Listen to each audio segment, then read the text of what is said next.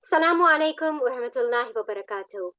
Welcome once again to another episode of Agahi with your host, Warisa Zainab. Today we have invited Sister Nazanin, who is a highly specialist cognitive behavioral therapist, and inshallah we'll be addressing a topic that is crucial to discuss, especially in communities like ours, because we in previous episodes have talked about trauma. We've talked about what trauma is and how most of us experience something in life that leaves us traumatized. Now, today we're going to talk about generational trauma. There are so many things that our parents, our ancestors pass on to the next generation. And symptoms of post-traumatic stress is one of those things. So, Sister Nazneen, welcome to Agahi. Assalamu alaikum. Thank you for having me today. An honor. So first of all, before we jump into the topic, mashallah, you've been in the field of mental health and psychotherapy for good 20 years. And the amount of experience you have, mashallah, I'm really excited to hear from you about this topic. So if you could please let our viewers know what generational trauma means. I think a lot of us do have a good understanding of what trauma is. Trauma is a very distressing event that we go through, that in those events we fear for our own lives or the lives of others, or we are in fear of our own safety. So historically, people would go through a period of high level of anxiety, kind of feeling quite hypervigilant. A lot of people would avoid situations or places that reminds them of the trauma, and mostly have reported having intrusions about the incident itself. And what intrusion means is like literally unwanted memories and thoughts about the incident. So trauma usually impacts on how we function. Like if I let's just give you an example. I'm just going to start with something quite less distressing, and I think I need to also say here that sometimes when I give talks like that, it can trigger quite a lot of trauma in other people who have experienced trauma, and sometimes by describing it could not only could validate their experiences, but could also trigger some of those emotions and distress that they have. And I really urge those individuals to look after themselves, first of all, when they're watching this program, and also to be able to take a break if they needed to. But I think it's really important to be responsible for looking after yourself if anything was spoken today that was bringing up any memories. But what would be helpful is to understand it a bit more together. Although I'm not going to be talking about trauma much itself, I'm just going to talk about the impact it has on our families and our offsprings and generation wise. So if I give a very brief example, like a lot of people who have experienced, let's say, let's just start with a road traffic accident. Like I'd be driving for years and years and suddenly have a really bad road traffic accident where, God forbid, I might be severely injured in this road traffic accident. And historically, some people come out okay, other people may end up in hospitals and coma and that sort of stuff. So obviously this is a traumatic incident, not only for the person who has been through it, but also for people who are hearing it. So thank God I get better and I'm all well and I come out of hospital. Obviously there's some adjustments, if disabilities, some adjustment to the disabilities, but if nothing, just a broken arm, I might come back to the sense of safety. I'm no longer in hospital, I'm back in my bedroom, and then suddenly have these intrusions of the incident and sometimes feel like I'm back in the car or feel kind of trapped. And let's say, you know, the ambulance are trying to get me out and that sort of stuff. So obviously these are the intrusions that I'm talking about. Of course, a lot of people would avoid going into a car because it would always trigger. Sometimes smell of the petrol, sometimes hearing some of the noises in the traffic could also trigger this. So it could stop here. I could go away and get some, within 7 weeks, a lot of people recover if it's a normal response. However, after that, if these symptoms continue, we advise that people seek help. Yeah. And what happens is that, let's say I'm a mother, I've become a mother now, and I have been so distressed about that experience. I've avoided cars, avoided going anywhere near cars, and then I now have my own children. Yes. What do you imagine I'd be doing? Do you think I'd be relaxed about my child being in a car? And of course not. And if my child starts growing up and wanting to start driving, do you think I'd be relaxed about them being drivers, or would I even allow them to be drivers? So quite a lot of my anxiety. Yeah. Absolutely. So I would transfer quite a lot of my anxieties to these children, and we know historically a lot of children say, "Well, I've learned to be anxious because I saw my mom was anxious," or somebody say, "Oh, I'm very phobic about this because my dad has been phobic about it." So we know fear is a learned experience. So we see it in others, and we learn them. So when we think about generational trauma, imagine all that stuff. We know historically, if we talk about our own ancestors, our own parents, and even the stories we hear about Muharram, for example, the Battle of Karbala itself, so we are known to have histories of traumatic incidents that, like, for example, I come from, historically, my parents and I was born in Iraq, so we have our own trauma that relates to the Ba'ath regime, maybe the imprisonments that some of our families went through. We, as children, experienced bombing. Some people went through war. So of course there are some traumas that we carry with us. Oh, yes. So if we were to think about genocides, if we were to think about experiences like there is a traumatic incident of a city, of a nation, and we know the Shiite Muslims in Iraq were constantly prosecuted. So whenever somebody went out, there was not a possibility of them coming back. So of course quite a lot of people were living in a continuous level of stress and trauma. And what happens is that we end up discussing, or we end up actually experiencing our traumas, and sometimes passing it on to our children. Like, as I suggested earlier, because I have anxiety about a car and I've had a car accident, I probably would transfer that anxiety to my child. Yeah. Equally, if I had experienced, let's say, genocide, and I know there's been a lot of experiences of genocide or family imprisonments, like in Iraq, we have a lot of families who were imprisoned together for months and years. Then we come to a place of safety, then our children live a completely different life. What sometimes happens is that how we talk about these traumas and how we respond as well to these traumas can easily have an impact on our children. Okay, so for example, if I have a sense of, I think that kind of describes what generational trauma is. It's transferred from one generation into another. So you give a brilliant example of the Iraqi nation who have been through so much, generations after generations, and they have witnessed war, conflict, genocide, torture, imprisonment, and the list goes on.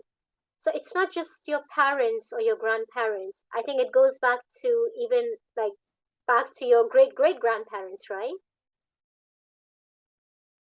Absolutely. Like, for example, I'm a Shiite Kurd. Yeah. So historically, we were prosecuted for being Kurds in Iraq, and then equally being prosecuted for being Shiite Muslims. So we know the Kurds in northern Iraq were chemically bombed. So we know that there are historical trauma as well. But something about historical trauma where you go through together as a community, and it lives within the community.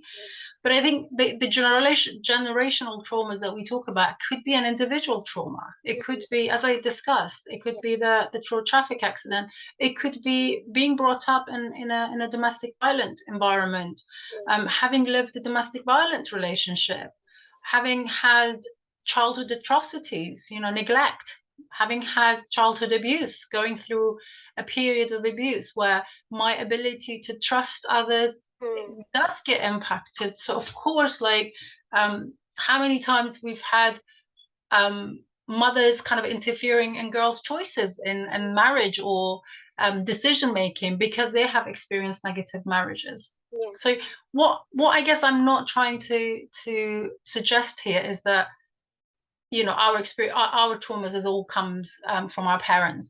That's not what I'm trying to say, but what I'm trying to say that it's not as simple as it is, and if we don't look after ourselves, we can easily transfer it to others. Yeah. And I think Does it's that not make just, sense? yeah, definitely. And I think it's not just unpleasant memories and experiences that you have personally experienced, or things that are a shared experience by the whole family or the whole nation. As long as we recognize it and resolve it, I think there is hope for the next generation. But if we don't resolve those symptoms, then I think it can even take the shape of phobias or fears, and it can cause serious Absolutely, disruptions in your absolutely. life. Could you Yeah. elaborate on that, please? I guess what I could actually say, like as a therapist, I had to witness a lot of people's distress and traumas. I've heard a lot of awful stories, and I've witnessed a lot of atrocities. I've spoken to people who have experienced torture, neglect, rape, fire, like when I worked with Grenfell fire, and people who've experienced awful experiences. And a lot of people often wonder, how do you cope?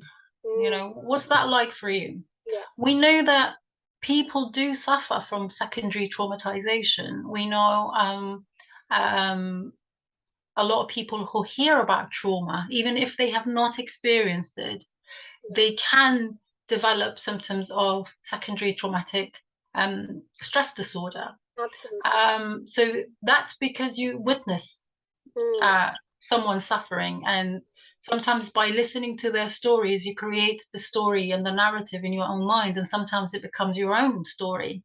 yeah, So there's a lot of studies that talks about vicarious traumatization for clinicians, for ambulance, for hospital workers who go through experiences where they hear other people's stories yes. and their belief system about safety gets interrupted. So if, for example, when I started working with adult survivors of childhood sexual abuse, Mm, I I recall coming back worrying about the children in my family. So if a cousin was speaking to them in the corner of the garden, I would automatically wonder, you know, what if? yes. Because a new idea has been introduced Mm, to me. For example, let's say a lot of people have talked about domestic violence is something I have worked with for years and years, and people do suffer from post-traumatic stress disorder. And when you hear how manipulative some of those partners can be in the relationship, be it the husband, be it the wife, yeah. sometimes that impacts on your opinion or your relationship with your partner. So the idea is that we hear something that shatters our previously kind of formed beliefs. Mm, So I suddenly kind of think that the world is unsafe, all children are going to be abused, or yeah. all men are abusers, or all women are manipulators, or you know, so because you hear those stories. So secondary traumatic disorder is something that there's been a lot of studies, and also for us as therapists and for all the clinicians out there. So why do you think during the COVID a lot of people were suffering from trauma? That the nurses were Yes. suffering from trauma because they were witnessing someone's going through like death or saying goodbye to their families, and those experiences where kind of shatters their own belief system about their own morbidity and living. So there are two sides to this. One is either they become more vulnerable, or their internal radar becomes more activated. But then on the flip side, you also see people who become really desensitized. And this new term that's being used Hmm. these days, being over resilient, that's also not a really good thing, because nobody wants to be desensitized to other people's emotions or experiences. So, Yeah, absolutely. The more you are experiencing the stress, yeah, the more your brain is developing the stress hormones, cortisol, the less it becomes responsive. It does get desensitized. And there are studies that has suggested children of traumatized parents have lower level of cortisol. wow, Yeah, so there are sort of other studies that kind of supports the idea of generational trauma, because we talk about the epigenetic changes that happens when it's a study of how your behavior and the environment you live in can change the way your genes work and impacts on the traits you have. So quite a lot of animals. So there was one particular animal study which is really interesting. There's very little human studies. There are quite a lot about the impact it has on our relationship, trust, and all that stuff. But there was an interesting animal studies where a group of I think they were mice. I think they were given a threat and then an awful smell, and it showed that their offsprings continuously responded to that smell even though they had not experienced that trauma themselves. So it kind of shapes our genes sometimes, and so it's quite important to be aware of that. But it also psychologically transfers quite a lot of our belief system, threat system to our children. And that, like, when I mean, for me growing up during the Ba'ath regime, where I know quite a lot of the Kurds were deported and I was one of them, quite a lot of my mother's family side had lost a lot of young men because Saddam just took them away. And what happened is that a family witnessed their sons being dragged away, and of course until now their graves have not been found, and many Iraqis have similar experiences. I particularly witnessed this in my family, within my cousins and my other families, where the young woman who now is a mother had experienced watching her brother being dragged away by the guards.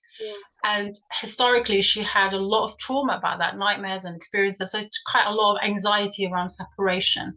Growing up, she became a mother herself, and that was very much transferred. If you were to take her child away from her, she could get severe anxiety.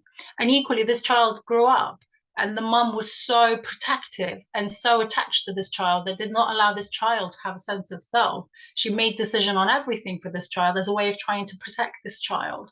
And then what happens, this child grows, becomes an adult, becomes very emotionally kind of also attached. And now that child has a child, that child's grown to be a man. He has a young girl, for example, and equally goes through the same anxiety around separation. So you could see kind of they do get not only biologically, but it impacts you psychologically, impacts you socially.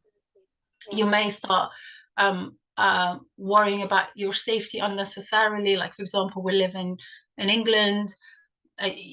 Thank God you didn't get prosecuted for your thoughts, beliefs, and opinion.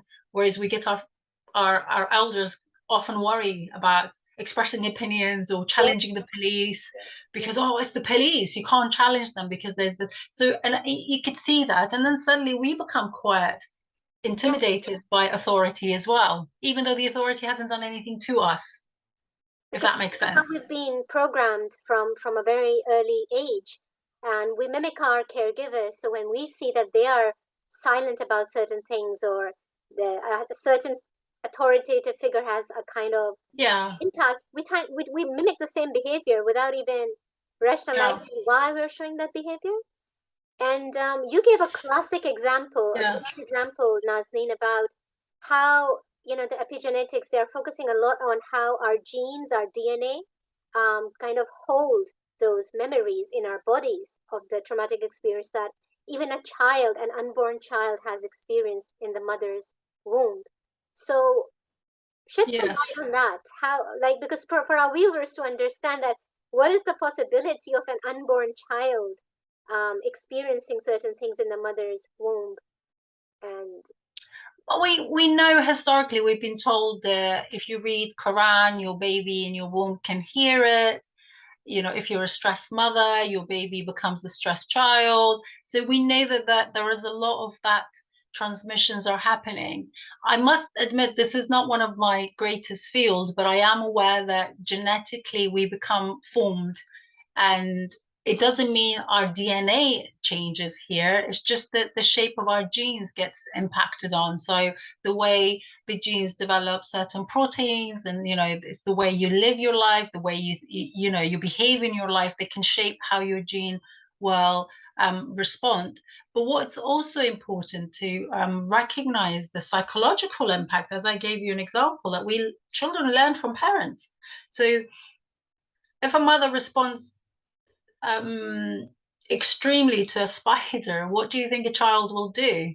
So They'll it develop becomes a fear. learned behavior. But when we talk about generational trauma, sometimes our parents wanted the stories to remain continuously. And we know with the Holocaust, a lot of people have experienced generational trauma. So sometimes your storytelling has a reason. So your suffering has a reason in order for the story to remain. So it doesn't get lost, so people don't forget about it. So we know, for example, I can talk a lot about my Kurdish culture. Mm, There are certain uh, uh, sort of traditions in the new year. There are certain kind of group dances that represent resilience, that represents fight against repression. mm, So um, whoever I've spoken to often say, "Oh, the Kurds are such resilient individuals." It's like I have no choice but to be resilient because that's what I have been shaped to be. yes. But talking about resilience as well, we don't want to talk about traumas just having a negative Mm, effect definitely. on us. You touched upon over resilience, but I think the idea that sometimes through trauma, we also change and we become better people, we become stronger people. I've often said going through atrocities does not just make you feel like negative and unsafe and develop PTSD. In a research I did a few years ago about every time I visited Iraq, Mm, I literally walked into Iraq 3 months after yeah, it was freed. So the idea of visiting Iraq was so important for me because I had left it in such an awful way, where we were dragged out of our properties and thrown into prison and then deported. So it yeah, was so important that I would go back to Iraq. What I was amazed by is, and this has been the case many years I've gone back, of how resilient people are. I remember having the funniest times and the best times when the electricity went. And we just all sat in the garden with my cousins that I had not met and saw them the most um, cheerful and exciting. And, they talk about and joking and the games that we ended up playing because there was no electricity. I kind of wonder, and every single one of them had witnessed a bombing. Every single one of them had witnessed someone being beheaded. And you kind of wondered, what was that about? So my research was, what is it about people that don't necessarily develop PTSD? So the idea of um, that we also have positive growth from negative experiences, and that we develop a sense of resilience because we have gone through the worst experiences in our life, but yet we've come out the other side. And I'd like to use the Battle of Karbala as an example, and how everyone says, well, how did the family of the Prophet? And sometimes we see ourselves so distant from the family of the Prophet because they're Ahlul Bayt. How could I ever learn from them or be like them? But this is a very important thing for me as a therapist, has been that when you have, as Viktor Frankl, who's a phenomenologist, suggests, that when you give meanings to your struggles, yeah, the struggles ends with dignity. So the idea that our struggles is because of our faith, is because of our religion. And quite a lot of Iraqi prisoners who came out of prison, yeah, who survived prison, and we know Nelson Mandela talked about this, where he came out the other side and freed a whole nation, is that when you give meanings to your struggles, I am struggling because I'm a Shiite Muslim. I am struggling because I am the family of the Prophet. I'm struggling because I'm standing against repression. Of course, helps you cope with atrocities and those experiences better. So it kind of helps us to develop the resilience that we talked about earlier, that kind of helps us to be um, where we are. I would suggest that quite a lot of people who do go into supporting and helping profession, historically they would have probably needed help themselves, or historically they would have gone through negative experiences. So definitely. knowing that Imam al-Baqir alayhi salam was only apparently 5 years old, and how he became the fifth Imam. He is the fifth Imam, yeah. And Baqir al-Ulum, he was known for his knowledge. And you would think a 5-year-old who'd seen his father beheaded, and how did he cope? But people say, well, he's Ahl al-Bayt. Yes. Fair enough, but not necessarily. But it's also we're learning that with positive outlook and having an aim for your struggles and meanings for your struggles, and also a way to come out of these struggles, which takes us to our next step. What do we do then if That's a brilliant example that you've given, and I've seen this in real life.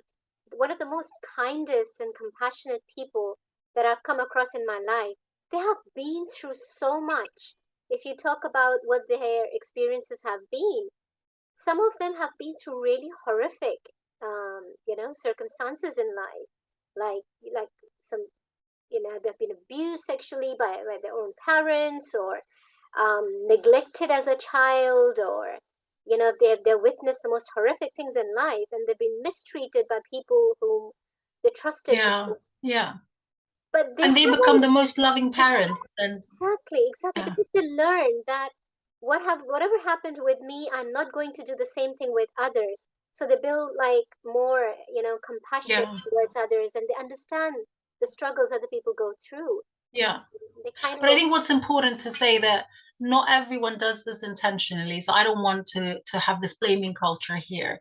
But I think we are all responsible to improve our own mental well-being, if that makes sense. So if I know I am struggling, rather than transferring, projecting to my children, we've heard a lot of parents say, do you know that makes me anxious? When you're late, it makes me anxious. So can you stop being late? Actually, no. Let them live their own life. And if you're anxious, address your own anxiety. Be able to link your anxiety to your past experiences rather than project it, and kind of differentiate, is this anxiety real? Am I really anxious because my son is in danger because it's 9 o'clock and he hasn't turned up? Mm, Or is it really reminds me of my own threat when my brother left and he never came back, for example? yes, yeah, If that makes sense. So we take responsibility, and the best thing about these changes in our genetics is that we can undo them, yeah, and that's where therapy comes in. definitely. And like you said, and I'm really pleased you mentioned upon this, that sometimes we witness something within your family, or even extended, relatives, or even neighbors or work colleagues, and then you develop some kind of anxiety or fear around it, and you start projecting it. For example, you just gave an example of how somebody who may be preventing their children from living their life to the fullest, or becoming overprotective parents and not allowing the children Yeah, to live their potential, is one of the symptoms that we see, like yeah, secondary trauma. yeah. I mean, a lot of people tend to overestimate the threat as well, and sometimes misunderstand their own anxiety, because the physiology of anxiety could trigger memories. Mm, And then when the memory comes to our brain, like to our conscious mind, um, we sometimes forget that that's actually been in the past, yeah, if that makes sense. And by going through it and reliving it, the brain isn't able to archive that memory. So it stays in the emotional part of the brain, which is the amygdala. So yes, through therapy, we help to kind of make the difference between there and now. So whenever I'm feeling anxious because someone's late, but whenever I'm feeling anxious, like, oh, I called my son and he didn't pick up, uh, it's like actually saying, take a step back. You know, this isn't your father who never came home. This isn't your brother who was taken by the Iraqi guards, for example. And I know I've seen this in a lot of my extended families and my kind of community. Um, so it's important to, as I said, to take that responsibility and kind of address your own anxiety. definitely, definitely. And when you've have like generations over generations who have been through a series of traumatic events, not just one traumatic incident, but like a series of events, people sometimes, I've seen, they develop complex PTSD. And then certain cultures don't really consider going for therapy or counseling. and it's just left untreated. So I would like Absolutely. you to kind of brush upon that. And that's how you transfer it, because we can, like, let's say my mom was traumatized, I am traumatized. Let me not transfer it to my child. Let me stop the cycle, if that makes sense, because we know it's generational. Yes. So the idea of, you know, what was your question? How do I So, help someone you know, in in many therapy? cultures, I mean, I know in the Asian culture, and I'm sure in the Arab culture as well, um, going to therapy after experiencing something is not the first thought that comes to people's mind. Often in Yeah, many societies, and especially in the Muslim community, people are like, oh, you know, you've got your faith, so you don't really need yeah, to go for therapy. It's not required. Just pray, just make dua, yeah. read the Quran, and that should on its own be enough to heal. And of course, quite a lot of us do read du'as, and it does help us. We know Imam Sajjad alayhi salam has an incredible du'a in Sahih al-Sajjadiyya, du'a number 7, which I advise everyone to read. I personally read that.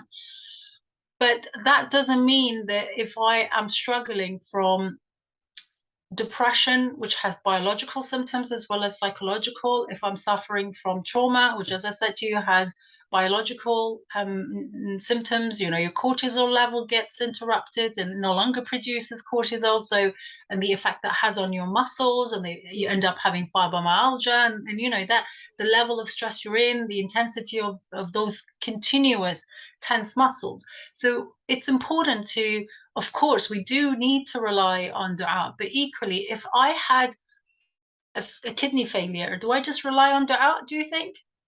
No, Of definitely. course, I will go in and reach out and speak to specialists about it.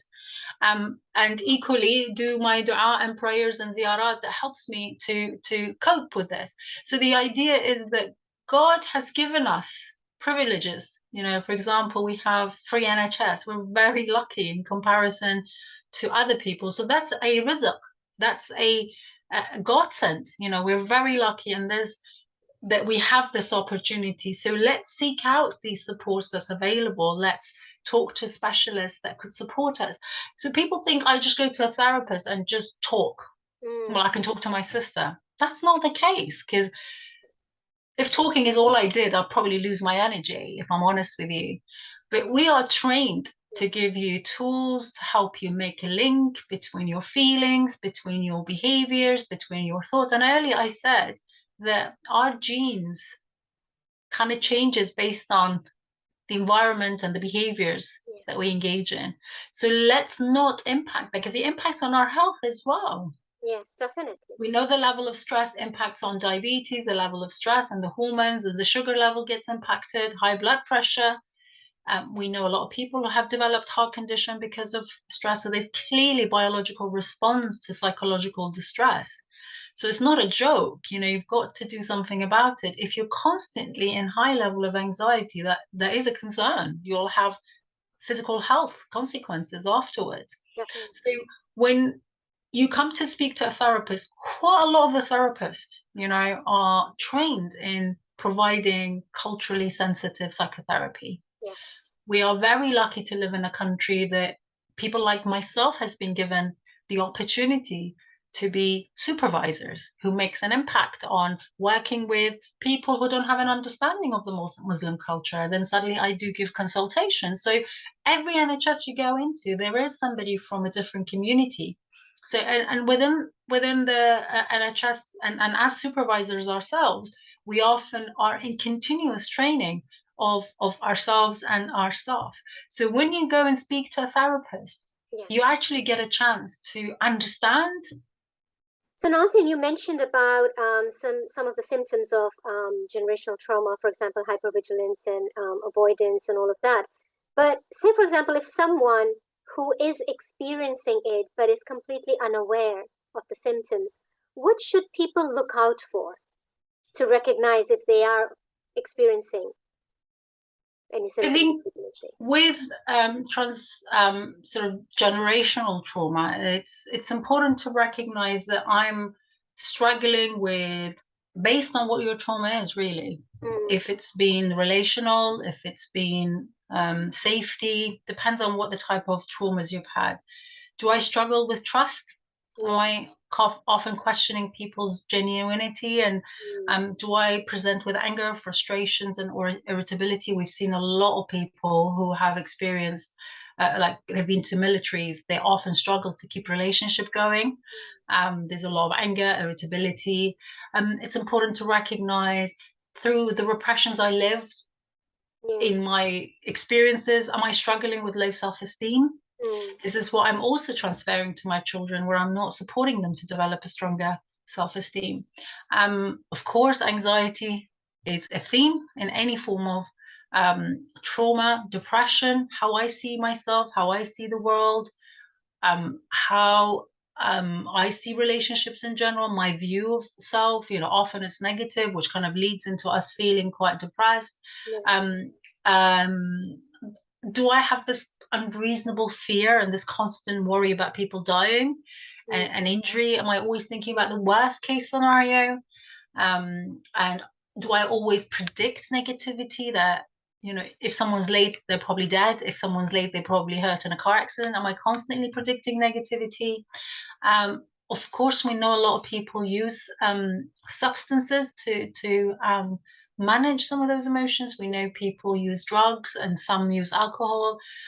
So it's really important to recognize, am I using it to kind of numb my emotions and feelings?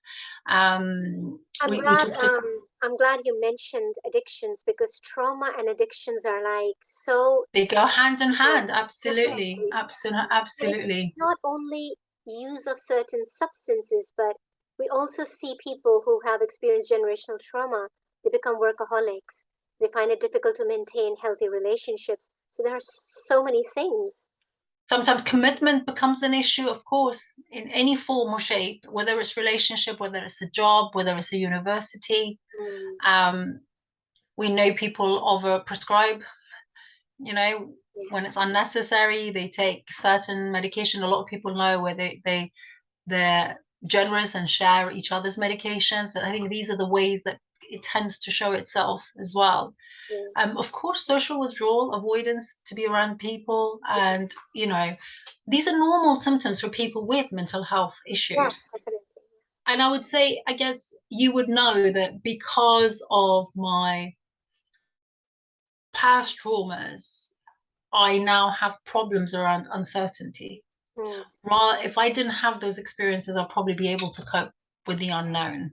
yes, Um, we've had a lot of people who don't want to watch the news, and they kind of, oh no, just don't put it on the news. Or we've heard a lot of people kind of say, oh, don't talk about the subject. Kind of lots of avoidance as avoidance, well. avoidance, yes, yes. Yeah, definitely. I've had experiences in families where they're watching a movie where it's to do with shooting, and then suddenly Mm, the parents become so angry because they've had a trigger themselves. And I think these are the transferences. These are the stuff that we transfer to our own children. Suddenly shooting becomes my issue when I've not experienced it, if that makes sense. you Um, mentioned irritability. What about anger and guilt? I mean, with trauma, we often treat anger and we often work with guilt. So quite a lot of people with survivor's guilt, Mm, quite a lot of people who, experience trauma where others die, especially when I worked with victims of torture in the Iraqi prison. A lot wow, of people was like, my inmate died, and sometimes they would choose between us, and sometimes I'm asked to make that choice, wow, So, and also we know with the Grenfell Tower, God knows, like, a lot of people experience the survivor's guilt because the next door neighbor didn't survive, or their father didn't survive. So we know guilt is a theme. Shame also is a theme, depends on what your experience is. Um, so yeah, it's important to be aware that these are the side effects. So we need to go out there and get some help. I personally, throughout the years I have worked with trauma, I mm, have seen people from West to get better, and I've seen girls who've managed to get married and have children who were abused in prison for 5 years, raped and tortured, but wow, managed to kind of develop their own families. I have worked with um, people from back in Africa where they've experienced genocide, where they've never been able to sleep in a certain position because of it was a reminder, and now they're able to kind of move on with their lives and do things. People do recover from their traumas. I certainly have worked with people who didn't go into the trains because of the train crashes that they were involved in. I treated a lot of people in the Grenfell Tower where every time there was a smell of fire, it would take them back to that. But now they're able to say, that's my memory. I no longer have, because it's all to do with processing. Mm, Because what has happened, all these traumatic experiences you've had, your brain has not been able to process and archive it. And that's how our brain functions. It needs to process information. And then we have these boxes in our head that mm, says, oh, it goes to this box and then it goes to this box. But when we're traumatized, it's just a lot of information, high level of cortisol, shutdown of the frontal lobe, unable to make sense of these experiences. So they go into the emotional part of the brain. So they're sat there, and every time they want to be processed, they come in as an intrusion, and we push it away because we just don't want to deal with it, and we avoid going to places that reminds us. So the brain says, I'm overloaded. Please talk about me. And even that's how therapy could support. even being a witness to someone else experiencing something traumatic could be pretty intense in terms of dealing with one's own emotions in the long run. Absolutely. Like there's a lot of group supports for people. So definitely. And what I could say is that your life will change when you speak to someone where you have a different view. Because sometimes we live in our experiences like this, we're kind of inside the experience, but therapy kind of takes you out and kind of says to you, this is your experience, let's look at it together. So, kind of by pulling you out, you have a helicopter view of your experiences. And we know that the more you talk about your thoughts, Mm. the less intense, the less important, the less scary they become. So So, it's like an Nancy, inflated balloon. you are a cognitive behavioral therapist, and CBT is known to be pretty effective for PTSD. Um, Tell us more about what is the best treatment intervention, what forms of therapy, or what other interventions could be really, really helpful in dealing with these symptoms. Well, I mean, any talking therapies, depending on what your goal is, of course. We've got narrative therapy where you're able to kind of narrate your story with a therapist. There's a process of doing it. There is an EMDR, which is eye movement desensitization. A lot of people don't want to talk about it, but they're able to do the eye movement desensitization by bringing up the memory and kind of doing some eye movement around that supports with the processing. We also know that there are relational kind of therapies if I'm struggling with relationship issues. Sometimes I just need the space to reflect, so I can easily just speak to a counselor. There's so many different specialities. However, within the NHS, a lot of funding has been put into training quite a lot of the therapists that are already psychologists and therapists in cognitive behavior therapy because it's effective, it works quickly, and it also maintains the changes that we have. Sometimes long-term psychotherapy can be a space for you that just kind of understand yourself. I often say, go and get to know yourself, go and date yourself, and try and see and find out what you like, what you dislike, what impacts you, what makes you happy, what makes you sad. What about children, Nazneen? I mean, I know adults can go for therapies and counseling, but what about children who are under the age of 10? Of course, we do have adult psychology and we have children's services as well that offer psychology. So with adults, you go to the normal adult services, but with children, you go to children's services. Of course, GP can always make referral to support with that referral. Children can go through so many different types of therapy. They can also have EMDR, they can also have narrative, they can also have CBT. Equally, they can have art therapy. So, it's really important to intervene with children because we don't want those genes to shape itself. We want to kind of make those changes earlier Of in course. their lives. And of course, it allows the children to understand themselves better. Mm, With children, with adults, we have a better understanding. We can make sense of the world better. With children, they really struggle to make sense of the world. So, and they end up blaming themselves for everything, really. So it's really helpful to kind of give them that opportunity to explore what's bothering them, what's making them unhappy. Children often show their distress in in problematic behaviors, in bedwetting, in a lot of anger. So it would be really helpful to kind of give them the room to kind of understand what's going on with them. So definitely you can speak to a GP, you can make a referral to called CAMS, Children and Adolescent Mental Health Services. With general adults, you can go online and look for your local improving access to psychological therapies, and you can self-refer yourself. Within 2 weeks, somebody contacts you and does a quick assessment of what your difficulties could be. Thank you so And they much, can, of course.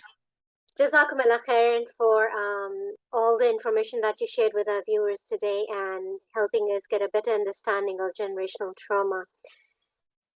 My pleasure. Any final words of wisdom you would like to share?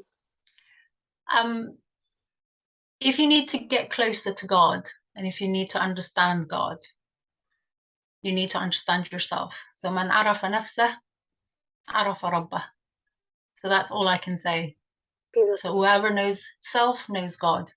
So reflection therapy could give you the space for your spirituality and stop being wrapped up with anxieties and distress. That gives you more room for spirituality. So do seek help. Jazakumullah khairan for that. Thank you so much. All our lovely viewers, if you have any questions to ask Sister Nazanin, then please contact our studio number. We'll be more than happy to connect you with her.